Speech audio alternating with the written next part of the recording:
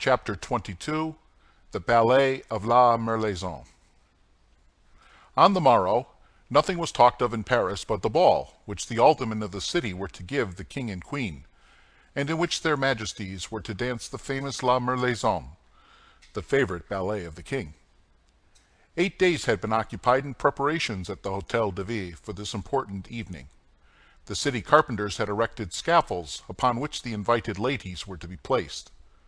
The city grocer had ornamented the chambers with 200 flambeaux of white wax, a piece of luxury unheard of at that period, and 20 violins were ordered, and the price for them fixed at double the usual rate, upon condition, said the report, that they should be played all night. At 10 o'clock in the morning, the Sieur de Lacoste, ensign in the king's guards, followed by 2 officers and several archers of that body, came to the city registrar named Clement, and demanded of him all the keys of the rooms and offices of the hotel. These keys were given up to him instantly. Each of them had a ticket attached to it, by which it might be recognized, and from that moment the Sieur de Lacoste was charged with the care of all the doors and all the avenues. At 11 o'clock came in his turn Duhallier, captain of the guards, bringing with him 50 archers, who were distributed immediately throughout the Hôtel de Ville at the doors assigned them. At 3 o'clock came 2 companies of the guards, one French, the other Swiss. The company of French guards was composed of half of Monsieur Duhallier's men and half of Monsieur Dessessart's men. At 6 in the evening the guests began to come. As fast as they entered, they were placed in the grand saloon, on the platforms prepared for them. At 9 o'clock Madame la Première Présidente arrived. As next to the Queen she was the most considerable personage of the fête, she was received by the city officials and placed in a box opposite to that which the Queen was to occupy. At 10 o'clock the king's collation, consisting of preserves and other delicacies, was prepared in the little room on the side of the church of Saint Jean, in front of the silver buffet of the city, which was guarded by 4 archers. At midnight great cries and loud acclamations were heard. It was the king, who was passing through the streets which led from the Louvre to the Hôtel de Ville, and which were all illuminated with colored lanterns.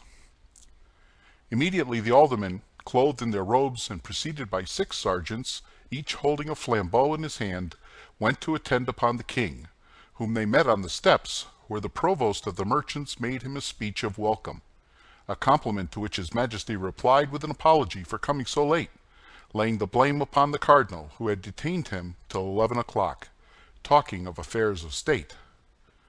His Majesty in full dress was accompanied by His Royal Highness, Monsieur le Comte de Soissons, by the Grand Prior, by the Duc de Longueville and the Duc de Boeuf, by the Comte d'Harcourt, by the Comte de la Roche-Guyon, by Monsieur de Liancourt, by Monsieur de Baradas, and by Comte de Cramail, and the Chevalier de Souveret. Everybody noticed that the king looked dull and preoccupied. A private room had been prepared for the king, and another for Monsieur. At each of these closets was placed masquerade dresses. The same had been done for the queen and Madame the President. The nobles and ladies of their Majesty's suites were to dress 2 by 2 in chambers prepared for the purpose. Before entering his closet, the king desired to be informed the moment the cardinal arrived. Half an hour after the entrance of the king, fresh acclamations were heard. These announced the arrival of the queen. The aldermen did as they'd done before, and, preceded by their sergeants, advanced to receive their illustrious guest. The queen entered the great hall, and it was remarked that, like the king, she looked dull and even weary. At the moment she entered, the curtain of the small gallery, which to that time had been closed, was drawn, and the pale face of the cardinal appeared, he being dressed as a Spanish cavalier. His eyes were fixed upon those of the queen, and a smile of terrible joy passed over his lips. The queen did not wear her diamond studs. The queen remained for a short time to receive the compliments of the city dignitaries and to reply to the salutations of the ladies. All at once the king appeared with the cardinal at one of the doors of the hall. The cardinal was speaking to him in a low voice, and the king was very pale. The king made his way through the crowd without a mask and the ribbons of his doublet scarcely tied. He went straight to the queen, and in an altered voice said, Why, madame, have you not thought proper to wear your diamond studs, when you know it would give me so much gratification?" The queen cast a glance around her, and saw the cardinal behind, with a diabolical smile on his countenance. "Sire," replied the queen, and with a faltering voice, "because in the midst of such a crowd as this, I feared some accident might happen to them." "And you are wrong, madame. If I made you that present, it was that you might adorn yourself therewith. I tell you, you are wrong." The voice of the king was tremulous with anger. Everybody looked and listened with astonishment, comprehending nothing of what passed. "Sire," said the queen, "I can send for them to the Louvre, where they are, and thus your majesty's wishes will be complied with." "Do so, madam, do so, and that at once, for within an hour the ballet will commence." The queen bent in token of submission, and followed the ladies who were to conduct her to her room. On his part, the king returned to his apartment. There was a moment of trouble and confusion in the assembly. Everybody had remarked that something had passed between the king and queen, but both of them had spoken so low that everybody, out of respect, withdrew several steps, so that nobody had heard anything. The violins began to sound with all their might, but nobody listened to them. The king came out first from his room. He was in a most elegant hunting costume, and Monsieur and the other nobles were dressed like him. This was the costume that best became the king. So dressed, he really appeared the first gentleman of his kingdom. The cardinal drew near the king and placed in his hand a small casket. The king opened it and found in it 2 diamond studs. "What does this mean?" demanded he of the cardinal. "Nothing," replied the latter. "Only if the queen has the studs, which I very much doubt, count them, sire, and you will only find 10. Ask her majesty who could have stolen from her the 2 studs that are here." The king looked at the cardinal as if to interrogate him, but he had not time to address any question to him. A cry of admiration burst from every mouth. If the king appeared to be the first gentleman of his kingdom, the queen was without doubt the most beautiful woman in France. It is true that the habit of a huntress became her admirably. She wore a beaver hat with blue feathers, a surtout of gray pearl velvet fastened with diamond clasps, and a petticoat of blue satin, embroidered with silver. On her left shoulder sparkled the diamond studs, on a bow of the same color as the plumes in the petticoat. The king trembled with joy, and the cardinal with vexation. Although distant as they were from the queen, they could not count the studs. The queen had them. The only question was, had she 10 or 12? At that moment the violins sounded the signal for the ballet. The king advanced toward Madame the Presidente, with whom he was to dance, and His Highness Monsieur with the queen. They took their places, and the ballet began. The king danced facing the queen, and every time he passed by her, he devoured with his eyes those studs of which he could not ascertain the number. A cold sweat covered the brow of the cardinal. The ballet lasted an hour, and had 16 entrées. The ballet ended amid the applause of the whole assemblage, and everyone reconducted his lady to her place, but the king took advantage of the privilege he had of leaving his lady to advance eagerly toward the queen. "I thank you, madame," said he, "for the deference you have shown to my wishes, but I think you want 2 of the studs, and I bring them back to you." With these words he held out to the queen the 2 studs the cardinal had given him. "How, sire?" cried the young queen, affecting surprise. "You are giving me, then, 2 more? I shall have 14. In fact, the king counted them, and the 12 studs were all on her majesty's shoulder. The king called the cardinal. "What does this mean, Monsieur Cardinal?" asked the king in a severe tone.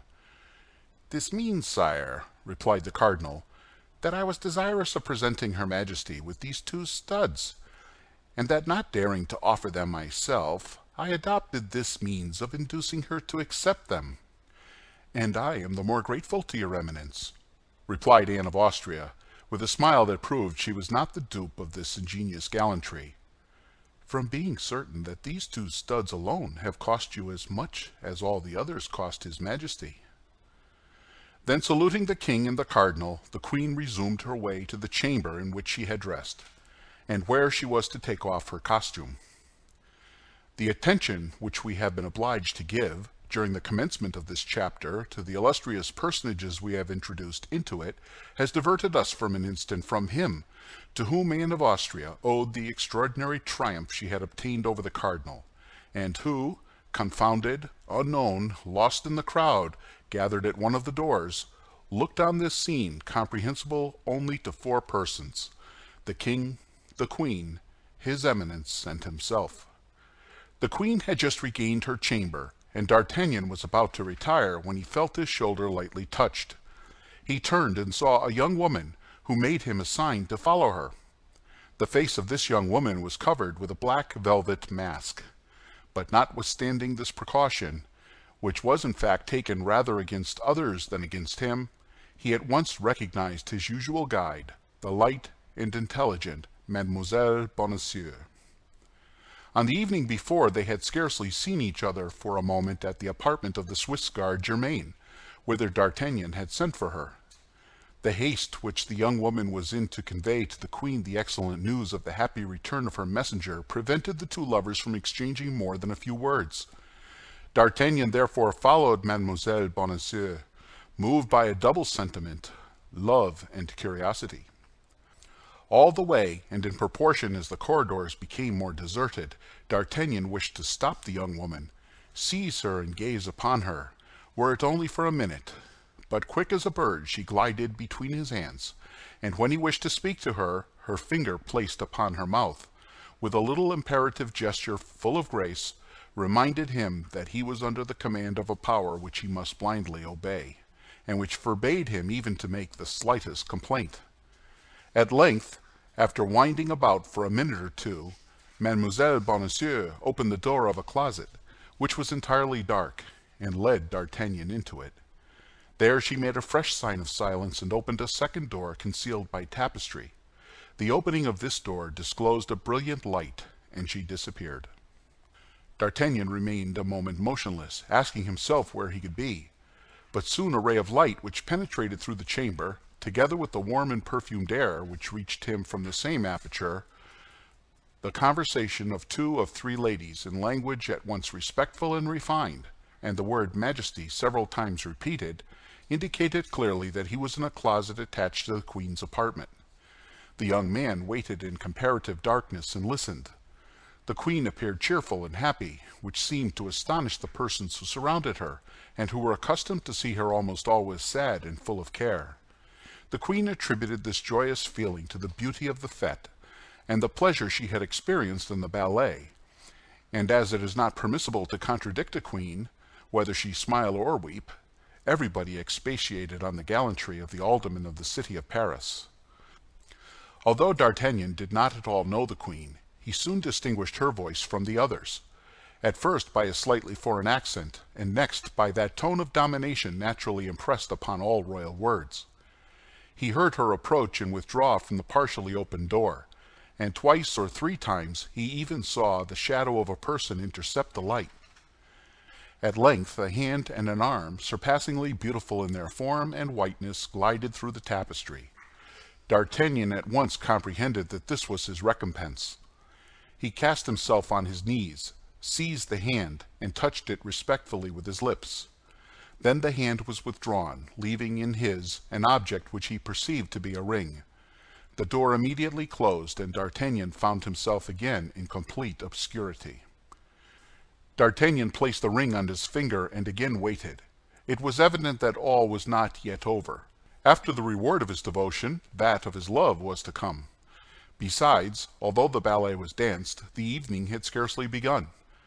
Supper was to be served at 3, and the clock of St. Jean had struck 2:15.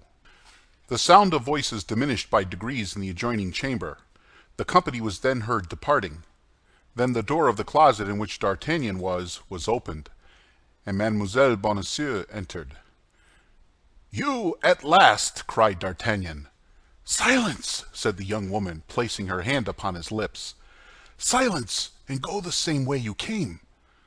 "But where and when shall I see you again?" cried D'Artagnan.